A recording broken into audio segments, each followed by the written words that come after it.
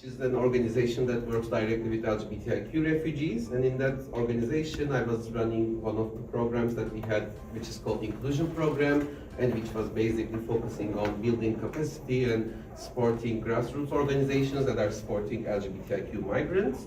And apart from that, I also do trainings and facilitations on well-being and mainly community building, focusing on queer area based on my, I'm also queer myself, so this is also what I've been doing for most of the time, both as a profession, but also based on my experiences, both in Turkey, but also in Germany as being both a migrant and queer myself. So, and in this workshop, we planned it to talk about a bit of diversity in the workspace, what do we mean by inclusion?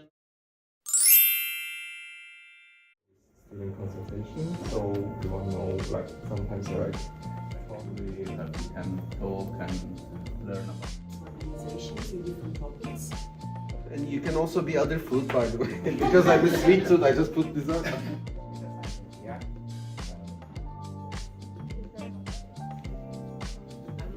I will help you.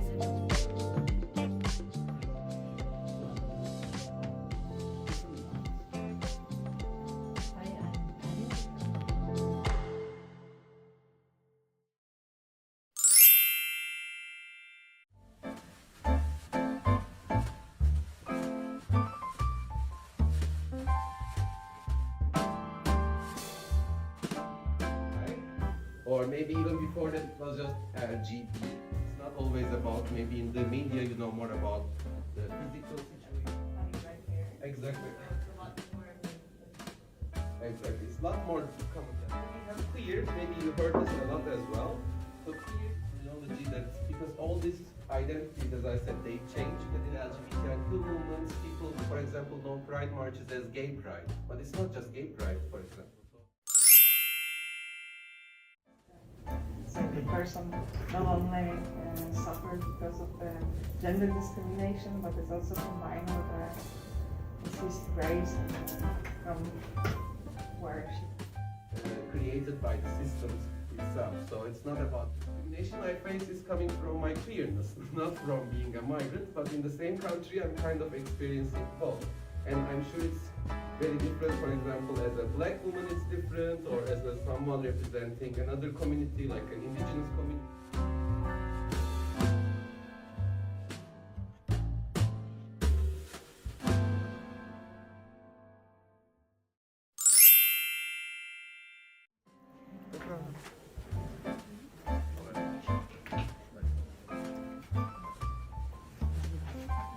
Helps a lot within the making the space safer, or here are the links. I can maybe do like a resource form to share. It doesn't come up easily.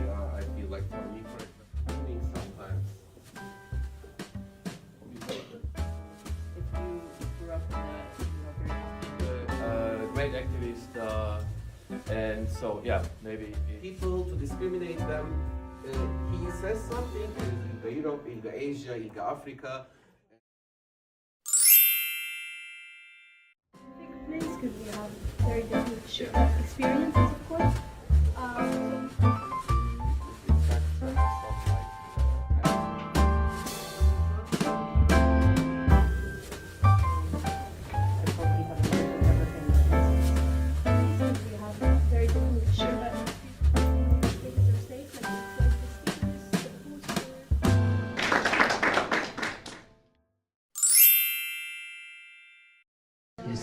Okay, thank you for your workshop. I really appreciate it. Lots of very important information to share with other people. So could you tell us what would you like the participant to take away from your workshop? I think the most crucial thing that we highlighted throughout the workshop is that inclusion requires constant work, and we shouldn't take some things granted when we are applying it, and we should constantly check whether our spaces are safe for everyone. So this is the first thing, and also the second thing is curiosity towards the topics we might not be very comfortable or might not feel enough knowledge to talk. So with these two, openness and curiosity, I think safety and inclusivity is possible. Okay, thank you. And I made a small research about yourself, and I know that you work with LGBTIQ refugees. So could you maybe tell us what are the most important challenges that LGBTIQ refugees face today in Europe? I think the first thing is the legal systems. How the systems approach LGBTIQ refugees is very crucial. The credentiality assessment processes or the asylum processes are very harmful, especially with the new EU Migration Pact. It will be very risky for LGBTIQ people, and it will definitely make easier deportations. So this whole problem with the European asylum system is targeting all migrants, but the ones who got most affected are obviously LGBTIQ refugees, because there will be now shorter deportations, like faster ones, and lack of sensitivity, lack of services. So this is the first thing at the camps, at reception centers, and after all, a second step is the integration and resource allocation for people. These are the biggest challenges in Europe, I think. Thank you very much. Thank you. Thank you. See how life flows in economics plus Euro guide. They've been quite bad. I come to this bar very often actually, like for my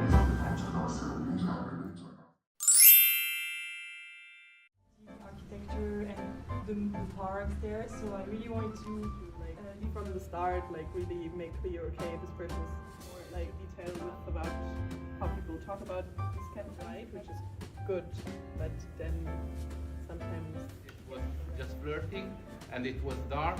Then they went in the club, so it was still dark. But it was Night where it gets warmer and the lights get more orange, yellow. yeah, beautiful in another language maybe. Yeah, and also I think about the reflected in the film, like stereotypes, and it was a bit more, yeah, also for. Funded by the SURF program of the European Union. Now this is kind of the civil society organization targeting program. As you said, my name is Morgan. I'm the diversity officer at UE. So we're really happy to partner with NGO Nest and Diversity Voices to have this amazing event. Thanks all for being here. I'm Ati. I like to direct films. I'm a journalist on the side, and my topic is queer representation in films. Just don't touch the bottom. Yeah, I don't touch it. Yeah. Okay. Like the part at the bottom. Yeah, okay. I'll just, I study representation in films, and I did 3 years research on lesbian tropes in mainstream movies. Yeah. And we had, there were 2 other people from the team of Short Notice, which was the first film on the right, French-German short film.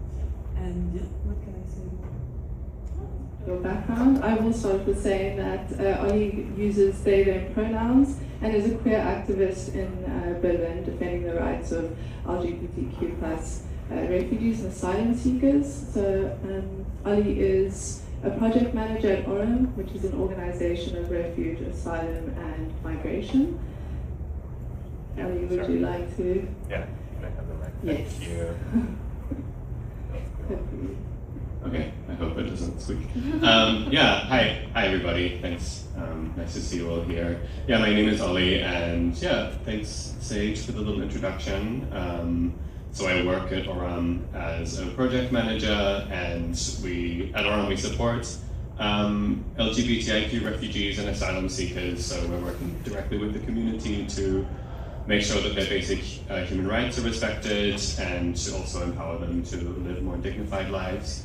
But yeah, I actually come from grassroots activism and cultural facilitation. So I have a master's in social strategies from Weizensee Academy of Arts in Berlin. And yeah, basically my connection to, I guess, the queer refugee community goes back to 2022 when, or even a little bit before that, in 2021 when I had the chance to be in Ukraine and connecting with a lot of queer activists and artists there, who, little did I know, 6 months later they would all become refugees when Russia invaded the entire country. And yeah, basically across 2022 I launched a project to support queer refugees fleeing in the war in Ukraine here in Berlin, mainly through engaging with the community space in Neukölln, and we kind of opened our doors to the community, and yeah, the space really just became somewhere that the community could come together and collectively grieve,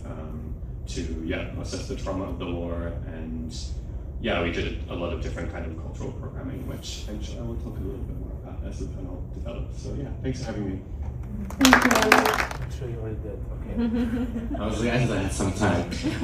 Okay, my name is Orhun. I am also known as Kiki, because every now and then I use they, them, but also I use she, her all the time, so I'm like fine with all the pronouns at this point in my life. I am a drag queen, a dancer, and also an AI researcher from Istanbul. I guess, I mean, it's funny because like one of the films are like, is a documentary film about me. I feel like I've been talking too much. Because I talk like for half an hour. If you have watched it, I guess you know everything about me and everything I will be saying in the next 20 minutes, but I will still repeat myself. I think that's it for me. Like, I'm a drag queen, that's what I'm here for.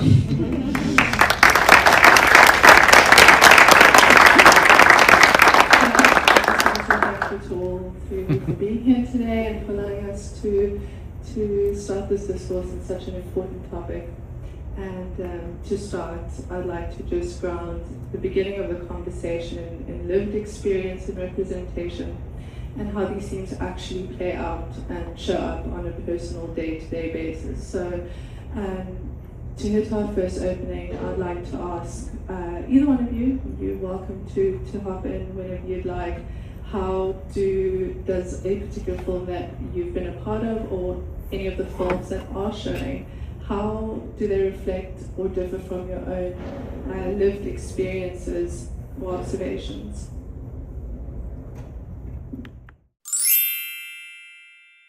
So I guess our next question would be how important is community as a protective factor? And I think, Ali, if you would like to take this question. In the experience of being a queer refugee in Germany is social isolation, and yeah, I've seen such a huge difference between refugee clients that we work with that feel really isolated and kind of are just like, because of that, feeling really trapped, as opposed to others that are really have much broader social circles, who, you know, if they're facing a struggle, they're then able to ask their friends, like, okay, I'm looking for housing, can you help? Or I got this letter from the job center, I don't know what the hell it means, like, can you help me interpret this? So community is like, I don't know, it's even way more important than the work that we do at Oran, for example, because it's everything. And yeah, there's a couple of examples I have here. So the project I spoke about already in 2022 when the community space in Neukölln, which was called Späti. So this was all about community, right? And I think, yeah, at the time, so yeah, we were just basically opening the doors to the queer refugee community from Ukraine, and it was kind of this snowball effect, you know.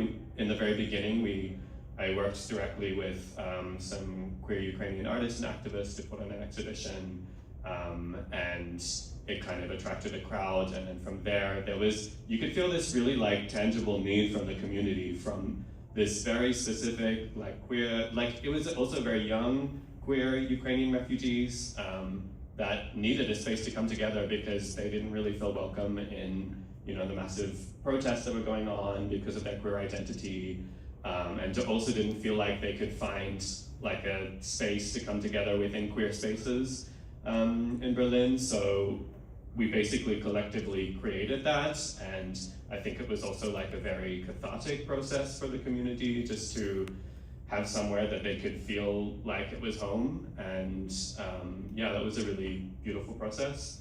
But also at Oran, we also run community activities to just to gather the queer refugee community in Berlin. We did a couple of really fun ones last year, and yeah, we also did a little bit of drag, actually. We organized a drag makeup workshop together with Queens Against Borders and the Syrian drag artist Raj Rouge. and it was so much fun. We were basically, the ORAM team together with a group of queer refugees, and Raj was there basically as like our drag mama for the day, and she was just like teaching us how to do everything from like gluing your eyebrows down, because that's how you do it, to like the face, all of it. And it was just so much fun because we were just all in the room together, everybody helping each other out. And the feedback that we got from the participants was really great afterwards.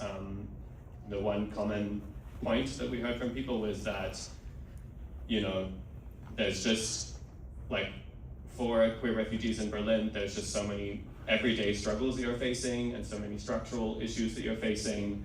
And coming together in community like that, it's with people that you share a common experience with, it's really powerful because it also allows you to kind of escape from that momentarily and forget about it, and just also have this like cathartic effect. So I'm a big supporter of community. Thank you. Yeah, so I think doing movies for me was really offering the representation I would have loved to see when I was young. And I remember back then all the movies were only rooted in violence, discrimination, and stuff like this. And I thought, how can we like project ourselves in positive role models and in a happy future or on a happy elsewhere if the only representation we see of us are so bad? And there were a lot of people making cinema saying, but we want to show the truth, the reality. And for me, in some cases, it's really interesting, and some others, it's like in French, we have an expression of it's like pornography of violence, and how when you show violence, sometimes it's a repetition of violence, and it's like a trigger warning scenes for instance, sexual assaults in movies.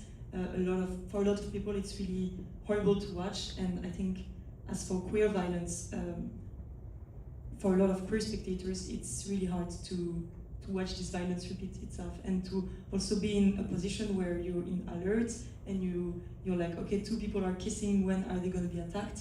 And I think it's really important that we can identify with joyfulness or visual pleasure in some films where the queer people are not going to be murdered.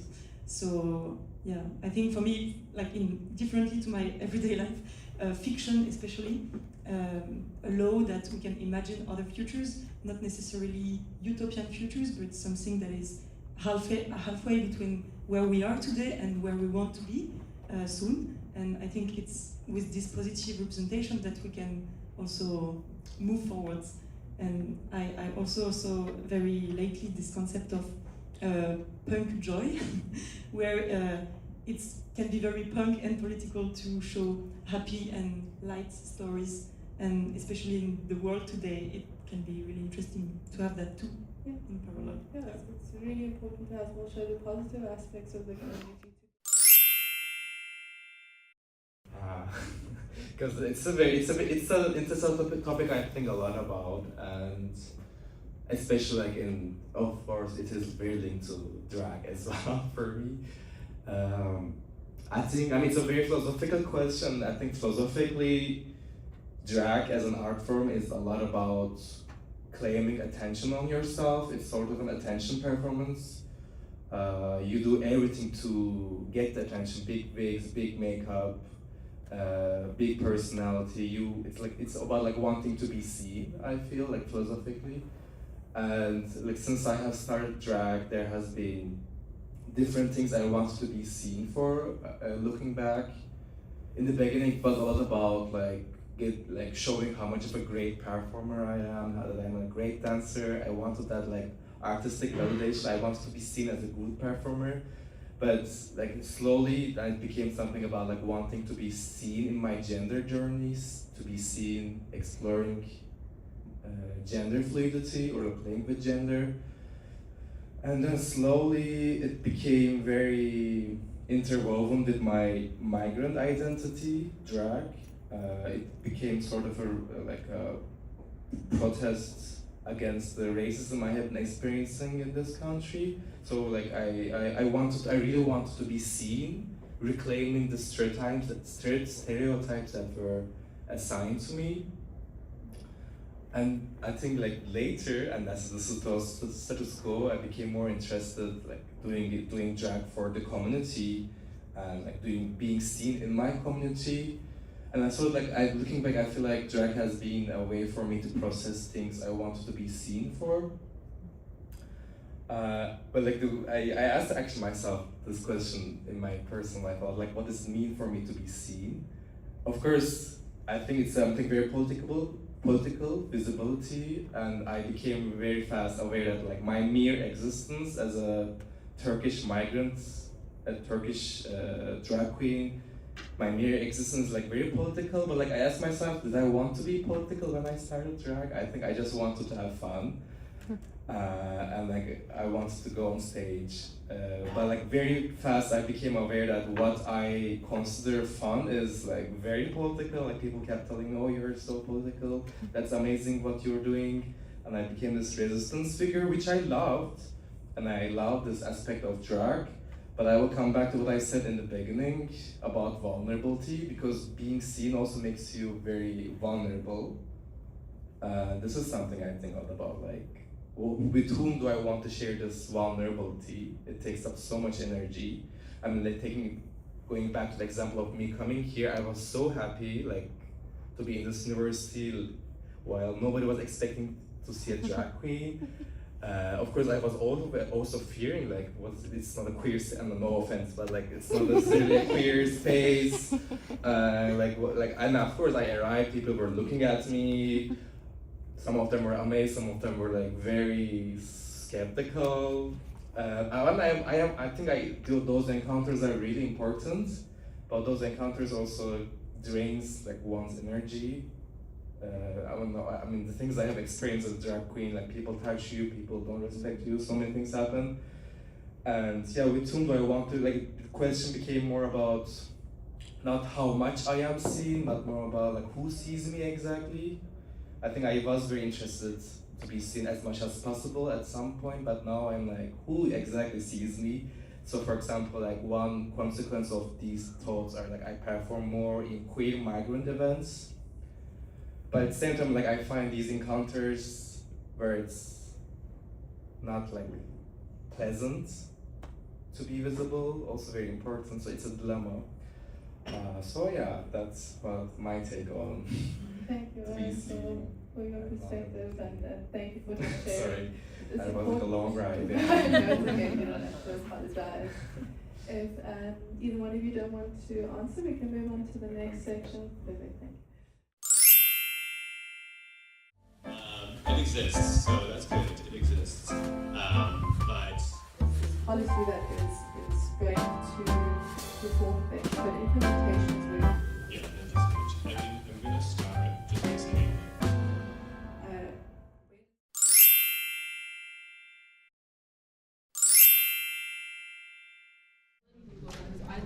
Which movie impacted you the most today? I think it was Toby, about Toby. I don't remember the title, but it was interesting because it put ourselves in the inside, and we can really understand her or him, and we can really understand the person, but also the family, and the mother, what she thinks about, how she processes it. So I thought it really interesting to see her point of view. Thank you. That's the same question. Which movie impacted you the most today? Actually, I think Short Notice is a masterpiece. Very the enlightenment, the soundtrack, and the construction of the story. It's very, very, very wisely made. It's something really impacting. And why? I think I would say the Drag Me to Berlin, because it was a universe I wasn't really familiar with, the universe of the drag queens. And it learned me a lot about this universe and how hard it can be to be accepted in different culture of this universe. So I think this movie learned me the most. Okay, thank you very much.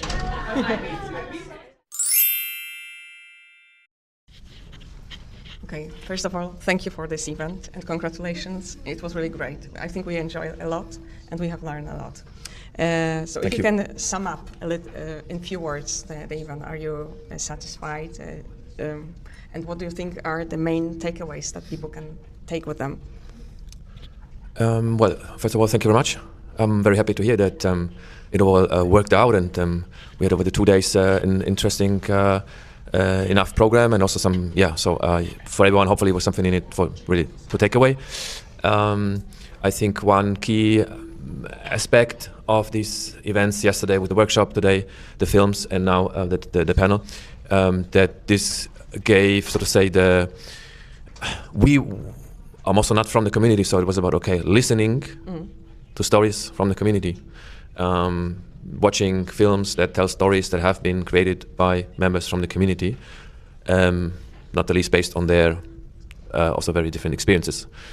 So for me, it's always, when I create these kind of events, it's key to get as much members from that community involved, because I also today had a brief talk here at the university with one of the professors who participated yesterday in the workshop, and he also, because I asked him, like, did you like it? Was it good? Was it just kind of was too basic, whatever.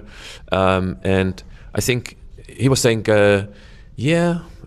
basic, sure, but that then you get to a point where you think actually I thought I know kind of everything about this. You heard it before, you know it, but then maybe not so. Maybe not so sure about how to do it, maybe properly, how to do it in a nice way, how to do it in a more respectful way, and all this. So it's important for then all of us together, and then this all of us together means it's the question of allyship, and the community also is in the need of allies.